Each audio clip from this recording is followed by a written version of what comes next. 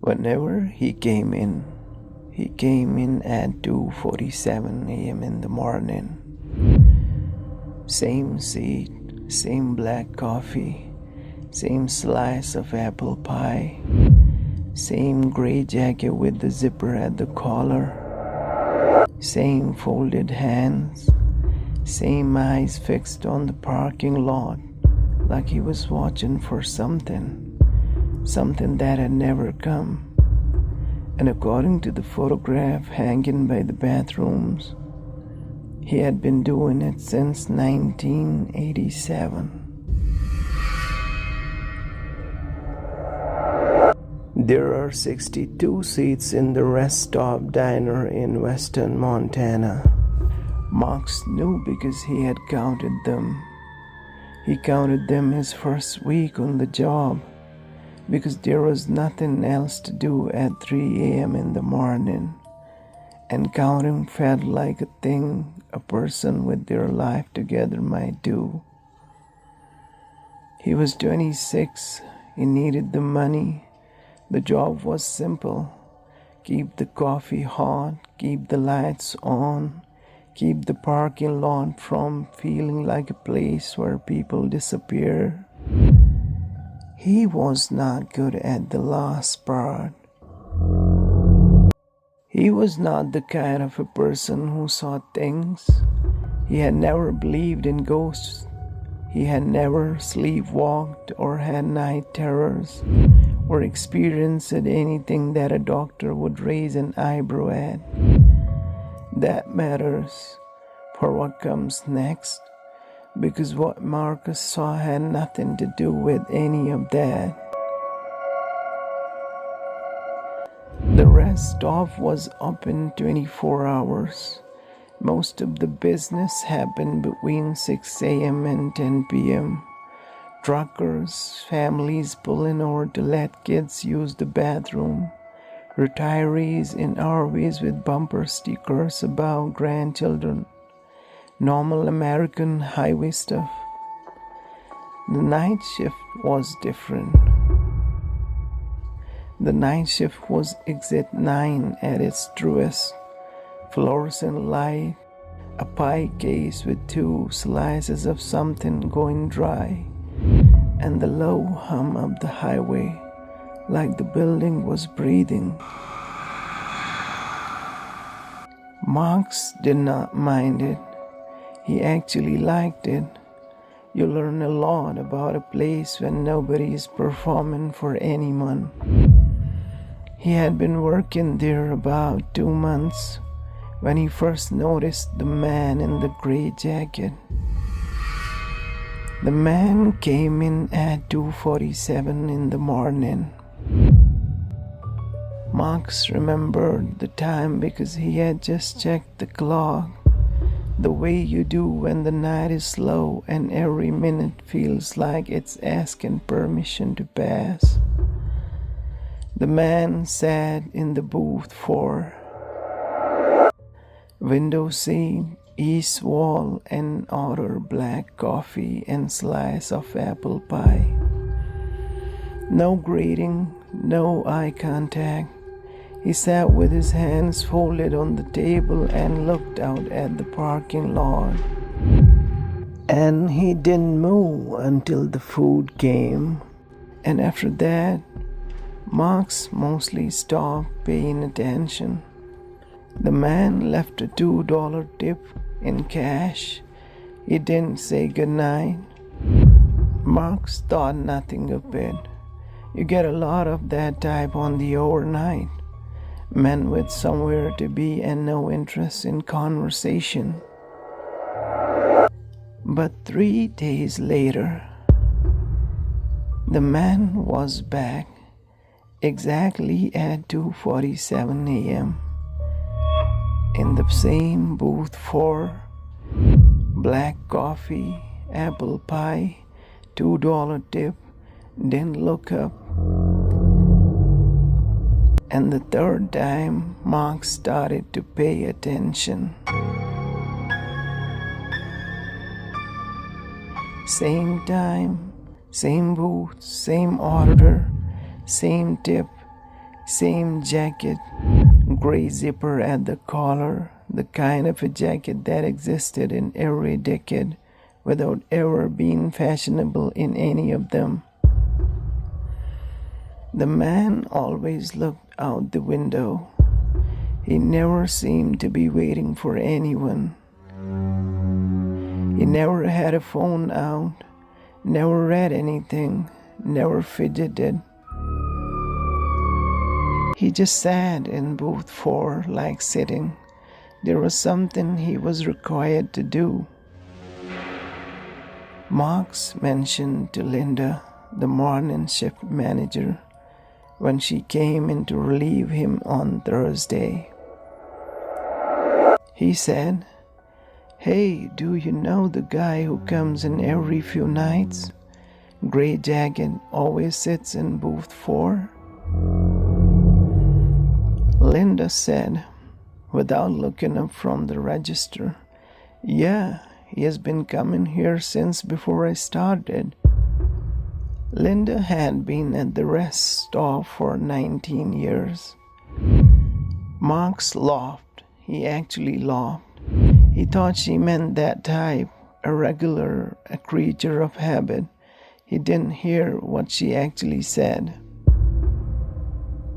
The rest stop had a small bulletin board near the bathrooms. Employee of the Month certificates, safety notes from 2011, a laminated fire evacuation rule, and at the bathroom left corner, slightly curled, held up by a single thumbtack, an old photograph. It was a staff photo.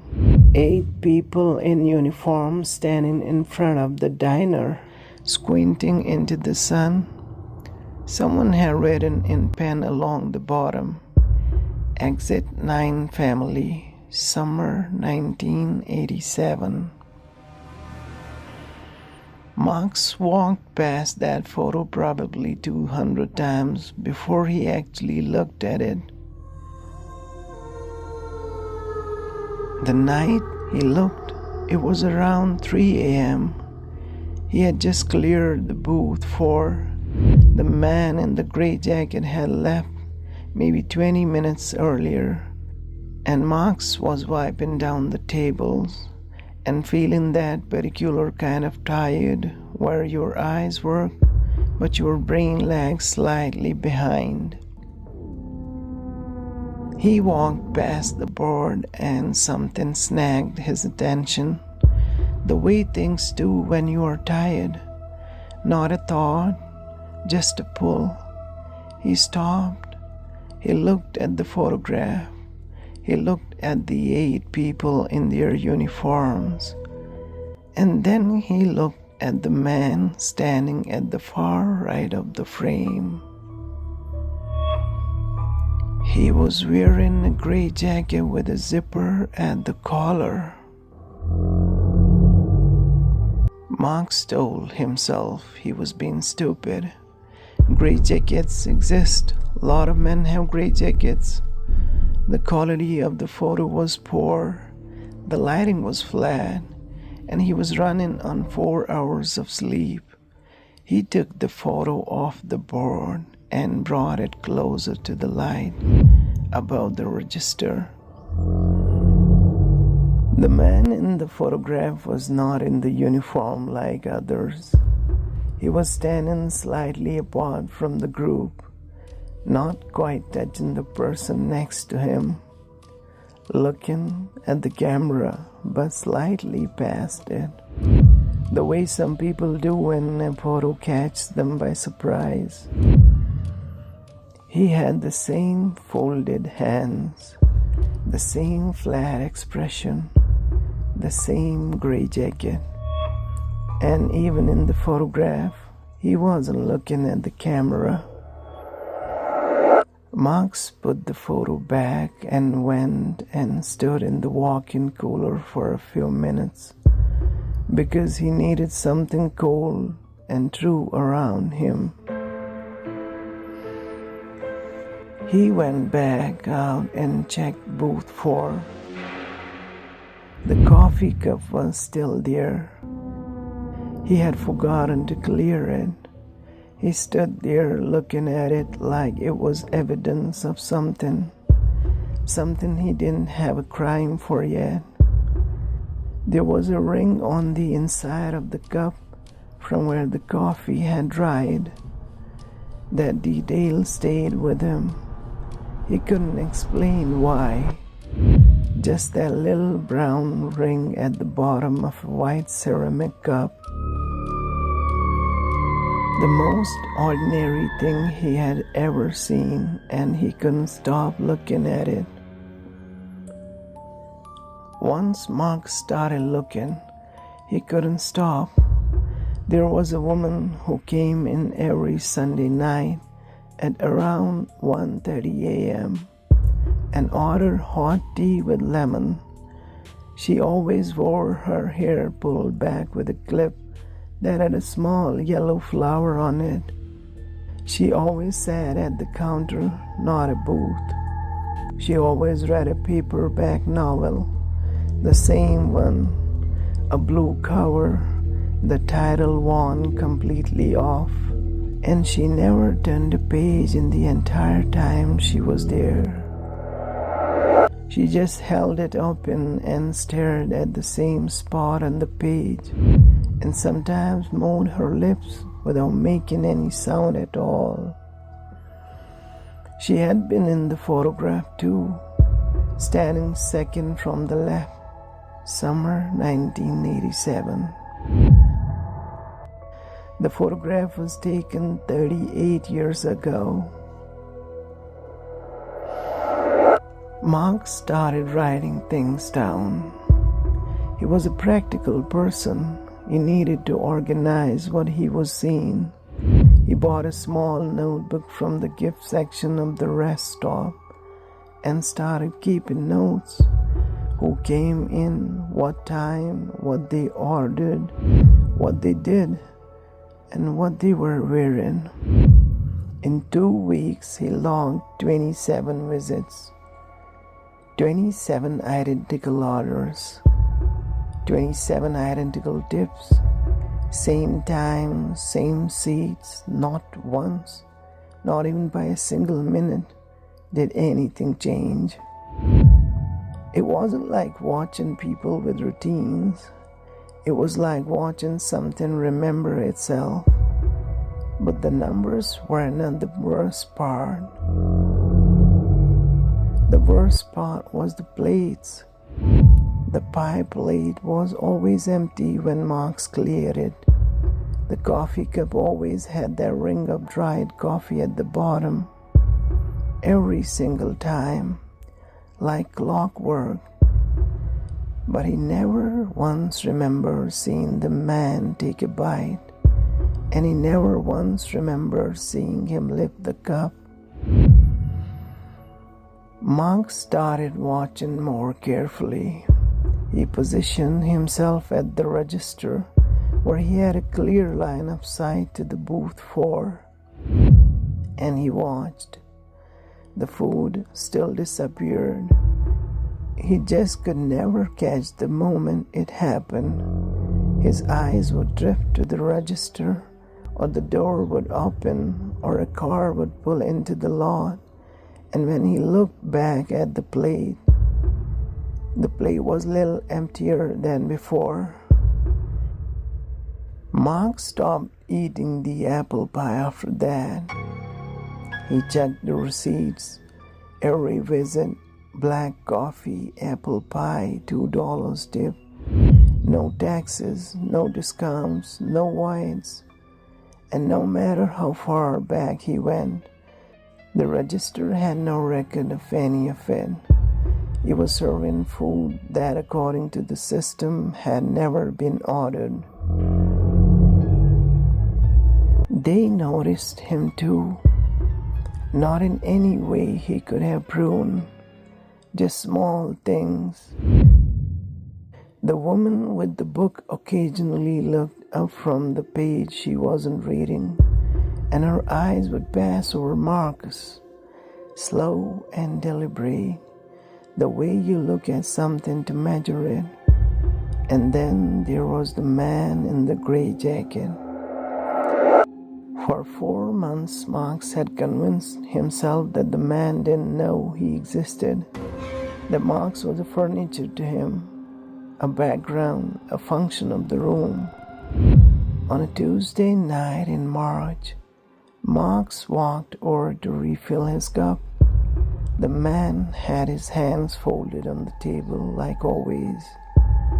His eyes were on the parking lot.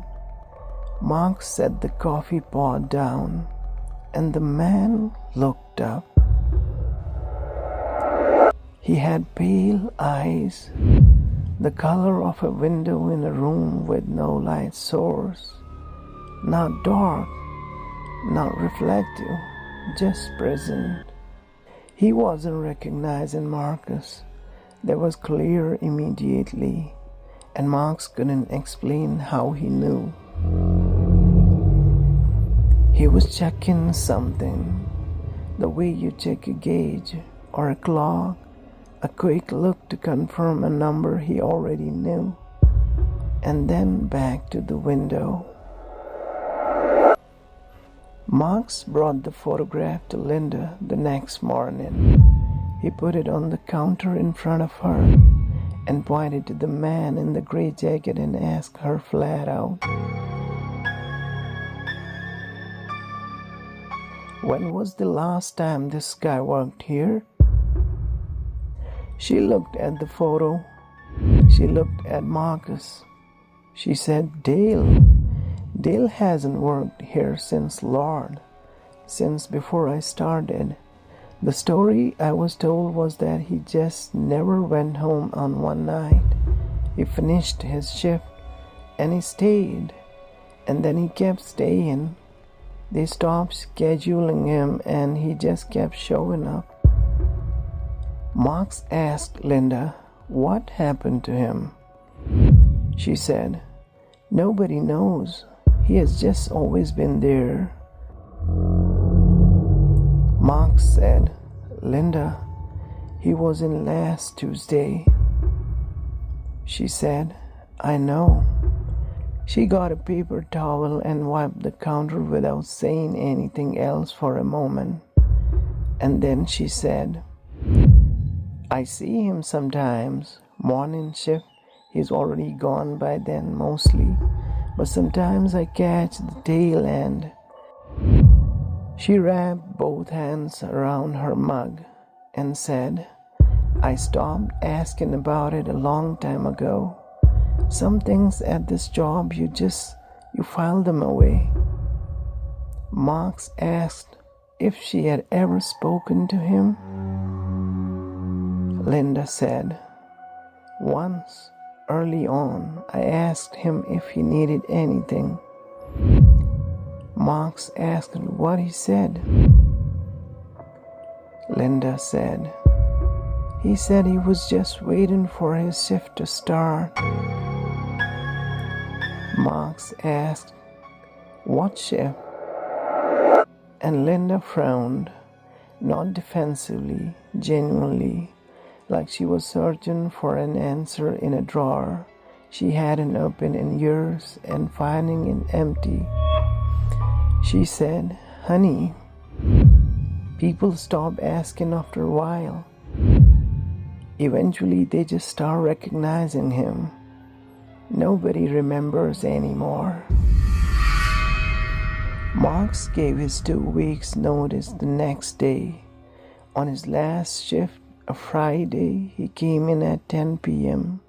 and worked through to 6 a.m. and cleaned everything he was supposed to clean and did everything he was supposed to do and counted the 62 seats one more time because it felt like the right way to end it.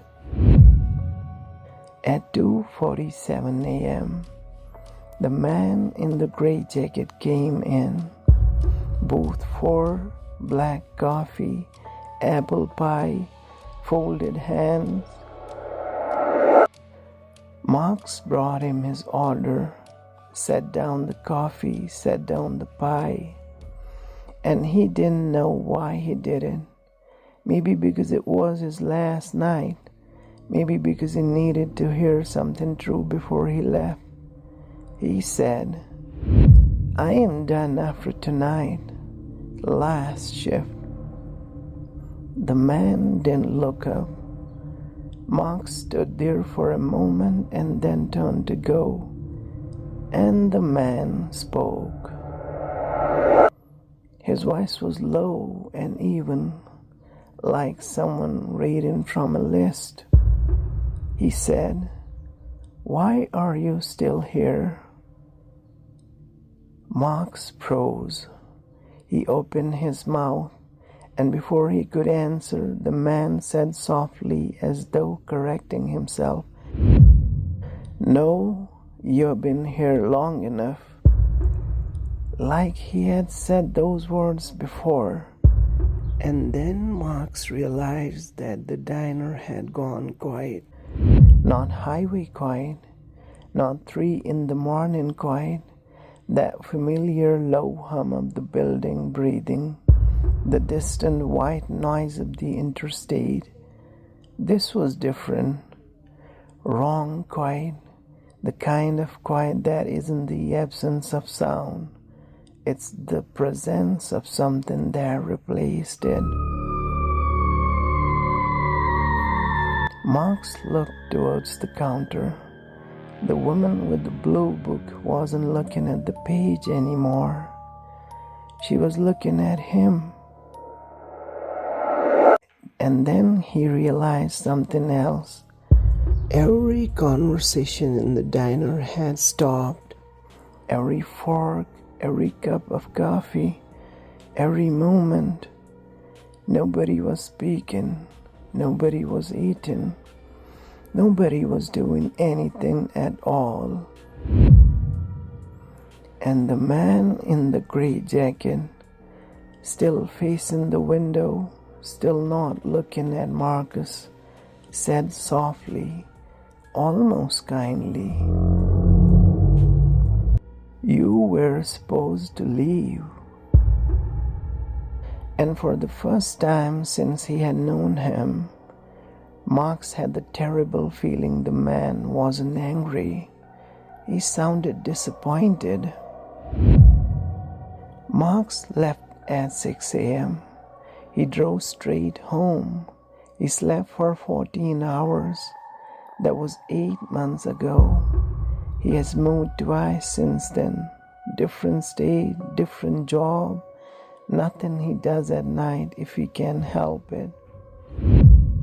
But last week he was helping a friend move and ended up driving back late, around 2 a.m., and they stopped at a rest stop off the interstate for gas and bad coffee.